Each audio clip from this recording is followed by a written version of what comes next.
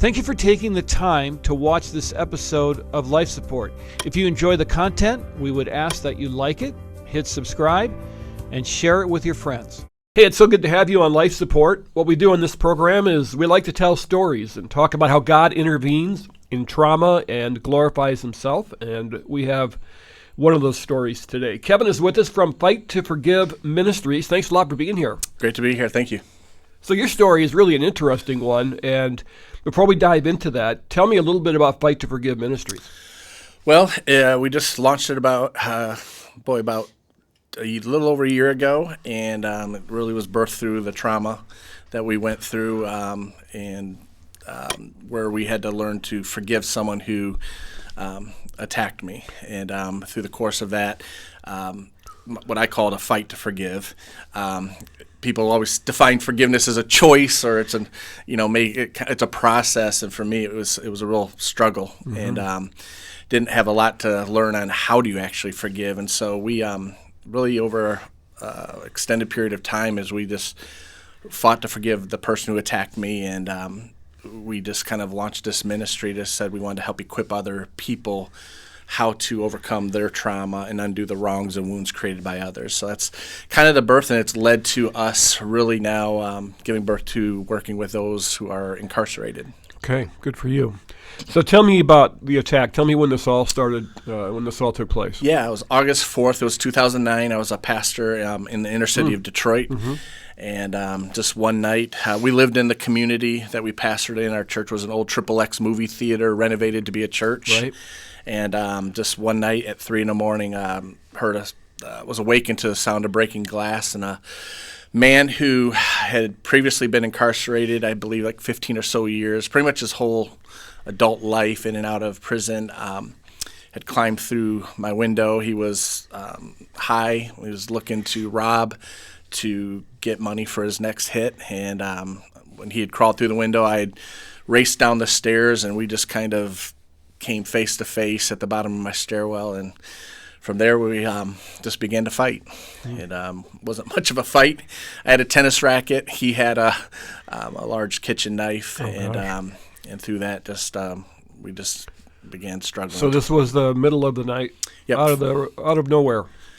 Was the farthest thing from my mind. Could have never have dreamt that something like this would have happened. We just finished up an entire week of community outreach with 300 teenagers around the country. Had came into Detroit. We were doing service projects, wrapped it up, and went to bed that night and was awakened to that. It had to be incredibly disorienting. Yeah, it was. It was. It was. You heard it. I knew it was. In Detroit, because there's a lot of vacant, abandoned houses. People break in for scrap. But when I heard the glass break, I knew it wasn't right. I began instantly racing down and actually stopped at the top of my stairwell and raced back to my room and remembered my wallet was on my dresser, chucked it across the room, and I had no idea someone was in the house. But I just, as I raced down the stairs, was yelling, "This is my house. Get out. This is my house." I wanted anyone who knew or thought maybe this house was vacant, I wanted to know someone was there. Yeah. So when did you realize in the struggle that this was not going well? Pretty much the moment I jumped from the second step to tackle the guy. And when I landed on him, grabbed hold of his shoulders, he had time to lower the knife, and the first wound went into my abdomen and ripped upwards. And from there, he was just throwing knife blow after knife blow. And I was just trying to defend myself to the point where I fell on the ground. And then I really knew it was bad when I fell to the ground and he didn't leave or go through the house to get what he wanted to get. He jumped on top of me, straddled me, and then just began stabbing me as hard as he could over and over, to the temple, through the cheek, to the throat, to the chest. So he was high and enraged and out of control, huh? Yeah, I couldn't. I kind of compared him to like a pit bull. He just would not let go and just would not stop, and I just couldn't budge him. Okay, so he's on top of you. You're getting knife blow after knife blow. What happened next? There was a point where the knife actually broke, and when I caught one of the blows, and the whole blade broke in my hand, which then for me I had a little bit of hope because I felt like I could start defending myself with the knife. Yeah. And problem was I wasn't holding on to a handle. I was holding on to the blade, so the blade fell out of my hand. And when he scrambled to get the knife back, gave me a split second to roll over to try to get back on my feet. But then he jumped on my back and then picked up the blade again and stabbed me another 10 times to the back of the head, 6 to the base of the neck and the spine, 7 to the shoulder. Wow. To the point I was paralyzed, fell on the ground, and was completely hopeless. And how many in total? Altogether, I was stabbed 37 times. 37. Yep. So you were laying there, and did you think this was it? Yeah. He asked where my keys and money were a couple of times. He would go look for the keys. When he couldn't find them, would come back, stab me again, and he began dragging me to the kitchen to the point where he asked one more time, "Where's the keys and money?" And I looked up at him, told him, "It doesn't matter anymore. I'm dead." Mm-hmm. And began going in and out of consciousness there. Mm-hmm. And then there was a moment that it was just like almost like I was shaken and became very alert to the reality that I was fading. Yeah. And so I began praying. Mm-hmm. Yep. You had the presence of mind to start praying. Yeah, I prayed and didn't pray and ask for help. I prayed, and my number one request was, God, just let me know you see me right now. Mm-hmm. I just need to know that he wasn't surprised mm-hmm. by this like I was. And became my darkest moment because I kind of waited for him to give me some sort of a sign. Yeah. And I felt like he was mm-hmm. nowhere around, so I began praying my final prayers for my wife, my kids, my daughter, mm-hmm. My 12-year-old son. And that's when I was praying for my son that I heard 4 words that changed my life, and it was, "They still need you." Mm-hmm. And when I heard those words, I was like, okay, I can't give up. I got to keep fighting. Yeah. And were they home at this point?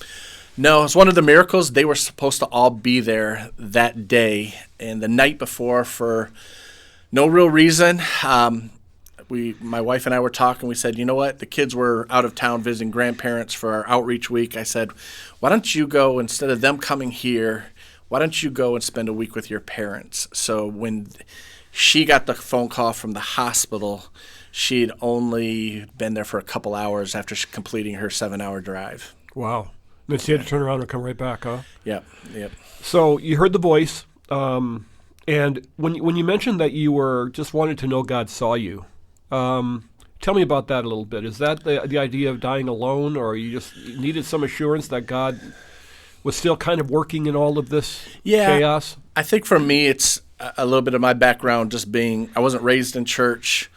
When I gave my heart to the Lord, the first day I went back to my public school, I lost every friend that I had because they heard I went to church mm-hmm. and they heard that I gave my life to the Lord. And so I always have had to lean upon trusting God for everything. When we went to the inner city of Detroit, they said, we can't pay you a salary.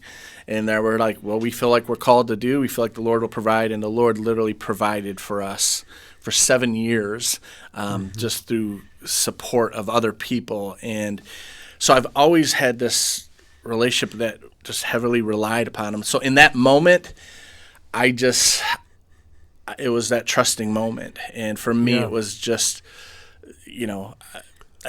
my thing was, God, just I prayed specifically, God, give me a verse, or let me see some angels or lights or whatever. But I just wanted to know that he saw me. Yeah. And because if I know that he saw me, I trust him. Yeah, that's cool. Like, was the pain unbearable at that point?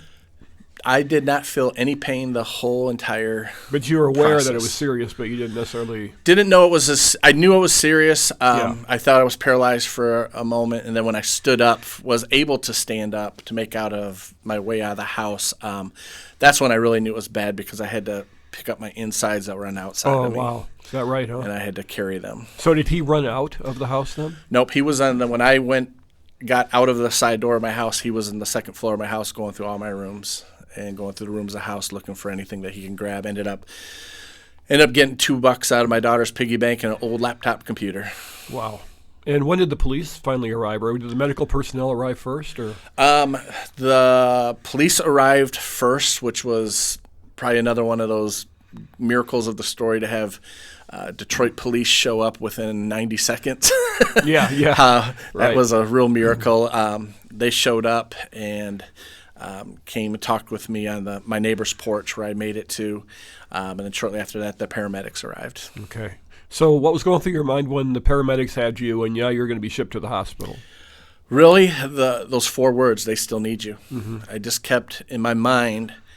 I knew that meant at the time my family still needs me. I'd later find out there was a lot more people that needed me to still survive. But when the paramedics came and they were trying to figure out how to get me off the porch, and they were, kind of like, he's too big, and I'm not a tall guy, so they were saying it the other way. I was round, right. And they were like, "How are we going to keep him on the porch?" I remember yelling at them saying, "You guys need to figure this out." I yelled at my neighbor who wouldn't come out from behind his door. I was like, "You need to man up, balance me on there." And I was like, "Someone needs me. You need to get me there." Yeah. And when I rode to the hospital, I don't remember this part, but I did hear from a hospital nurse that said that when I came in there, I was speaking and shared that I'm on a mission from God. You got to save me. I don't remember that. That's not kind of how I communicate, but it did get their attention. He said that they huddled up and they said, "We don't hear this often," and they're like, "We need to do whatever we can to save this man's life." And and then when they put me under for surgery, I remember praying one last final time, and that was when I said, "God, I've made it this far. It's up to you now." So when you woke up, what was that like? Phew. Amazing. Yeah. Just to hear the voice of your loved ones and to know that God's gifted you with life and more years and days to live. So you knew at that point that you were going to make it. You were pretty sure. At least you were better off than you were at the house. Yeah, I knew I was alive, and then it was a little hit and miss for first week in the hospital room. They had to keep me heavily sedated and kind of in and out of just being totally out of it. But eventually I came out, and they pulled off all the breathing and all the tubes out, and I realized looked like I was going to make it. I had a couple of infections that I had to fight off, but other than that, we were very thankful. So the ministry is Fight to Forgive, and now it came time, I guess, for that fight to begin, right? When did you come face-to-face with this guy? Face-to-face, other than that night? Yeah. Wouldn't be till about 2 years later when he was extradited from down south. He was caught, committed another crime down south about 4 months after. He was on the run for 4 months, and then he got caught there, but it took a solid year and a half to extradite him back. And so at the arraignment is when I first saw him. Okay. And what was going through your mind at the arraignment? Boy, it was a tough moment because he at that time was fighting for his life, so he was denying everything. Yeah. And and he was pretty belligerent as far as just adamant, and so to be able to get up on a stand and you're here telling what happened, and yet they're denying it, and they're questioning you like you're making up something. Yeah. Like you would make that up, right? Yeah. And I get it. I couldn't identify him in the photo lineup, even though we fought underneath a lit-up chandelier, and it was because the photo they gave me had to have been 15 years old, and guy weighed probably was 100 pounds lighter and just didn't have a mustache, and I wasn't 100% sure. So, but when I saw him in the courtroom, I was like, no, that is the man. So, yeah. So he was not repentant. He was no, not at first. And I've learned this since, in the court process a lot of times. And I think it's putting myself a little bit in his shoes. They're fighting for their life. Yeah. They know that their life is over. They're not thinking about what I created and with the person I hurt or their family. They're fighting for their future. So they're not in that space, I don't think. But at that time, no, he was pretty much all the way through the arraignment, all the way even to sentencing. It wasn't a real, I wouldn't say repentance. It was more frustration and anger at the system, at the charges, and a lot of things that were going on. Yeah, it's interesting you say that. When I met the murderer of my son, we talked in a police interview room, and he was. I walked in, and he was crying, and he looked at me and he said, "I had plans too," and it was like what you're saying. Like he was weighing what the rest of his life was going to be like, and thankfully, forgiveness was made just a little easier because he actually said he was sorry. Yeah. But I also talked to a couple of guys who weren't exactly, they were trained.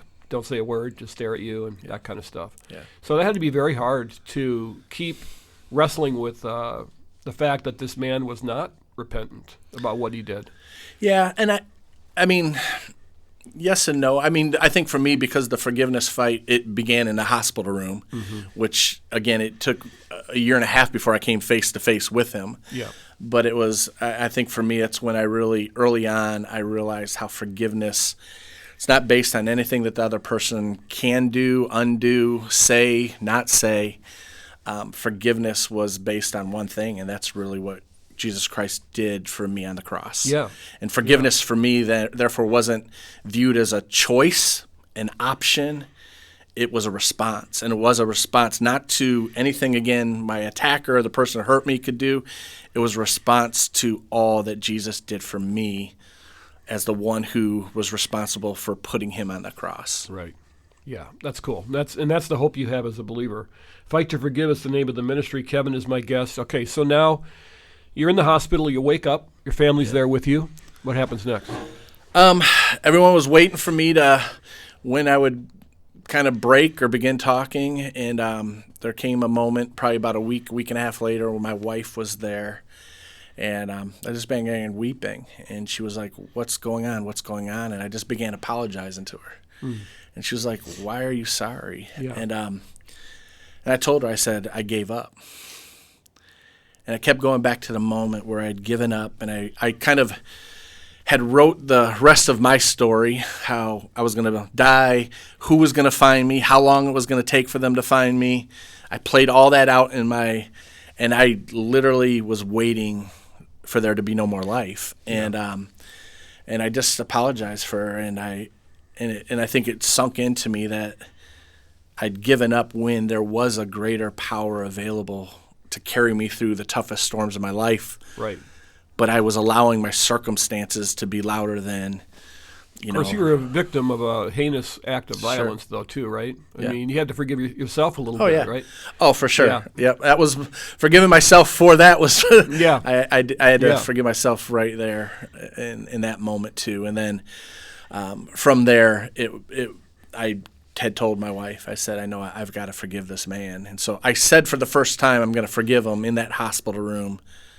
But I then learned how forgiveness is never a one-time decision. No. And it was really a lifetime sentence for me that I was going to have to keep forgiving him. So when I came face to face with him a year and a half later, when he denied it, I was going to have to forgive him again. Yeah. But there was a moment in that 4-month window, or before he was caught, 3-month window, that I became consumed with justice.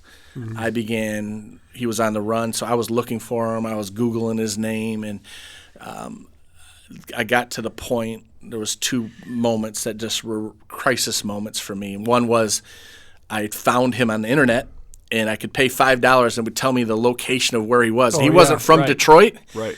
And the location came up 2 miles from my house. And so with no one knowing, I packed up some things. I upgraded from a tennis racket and put some other things in my car, and I went looking for him. Is that right? And he couldn't find him. But then one day I was driving home, and this was the breaking moment for me, that I realized that just saying the words "I forgive" is not enough. And that's when I was driving home, and all of a sudden I heard the words, "End your life. Drive your car up against the overpass," and I just began weeping. I was like, why would I take my life when I've just survived this? Right. And I realized that that's what the root of bitterness does. When you don't forgive, it's not that you become just an angry person, but the fruit of unforgiveness or bitterness or unresolved conflict, the fruit oftentimes plays out in things such as suicide, such as addiction, such as these other things that you would never think are connected. It affects everyone and everything, doesn't it? Yeah. Yeah. All right, we're going to keep that story going when we have you back next time, but I want to find out more about Fight to Forgive Ministries. Tell me about that. Well, we launched it. We spent 2 years filming a project. It's 12 episodes of equipping people how to keep forgiving. And that was really what we did. And so we filmed stories of testimonies of individuals, and it was a little bit of a journey that we walked through, and there's some teaching components. We spent 2 years filming it, creating it, and then we felt like, okay, Fight to Forgive was going to just begin. We would share our story in churches and ministries and do workshops and seminars, and then one day literally after about 2 weeks after completing it, I had this idea of, because I had been corresponding with my attacker for now many years, I said, what if we were able to get this into the prisons and to help men like this guy who had a lot of hurt in his story? What if we could get this forgiveness course into the prisons? And so we had the ability to get it so that guys could access it in the prison on their tablets. Yeah.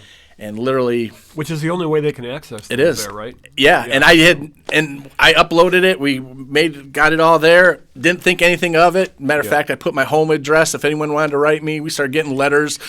My wife's like, "Why are we getting all these letters from prisoners?" Right. And so, Right. But Fight to Forgive. So we saw the impact there, and literally within like a couple of weeks, we had tens of thousands of views, and we had literally, I think like 200 people accept Christ after just watching the program. But then, what really then gave birth to the Fight to Forgive, which now is really morphed into even a prison. Our mission to go into the prisons is it went viral on death row in Texas, and so some of the guys watched it, and they asked me to come down if I would speak and do a workshop for the guys on death row. And we went there and really began hearing the stories of those men and just their life stories too, not just the defining moment that put them behind bars and sentenced to execution and death, but what happened in their life. And so we've just really, the Lord has given us a heart for inmates and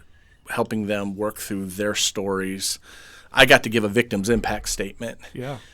But a lot of those guys who've experienced and they're the offenders, but they've never been able to give their victim impact statements from what they went through. And so we spoke at Faribault Prison, my wife and I did, and we talked about victim reconciliation, and they were just hungry. Yeah. What can we do? What can we do for the families? How do we, and they just had no idea.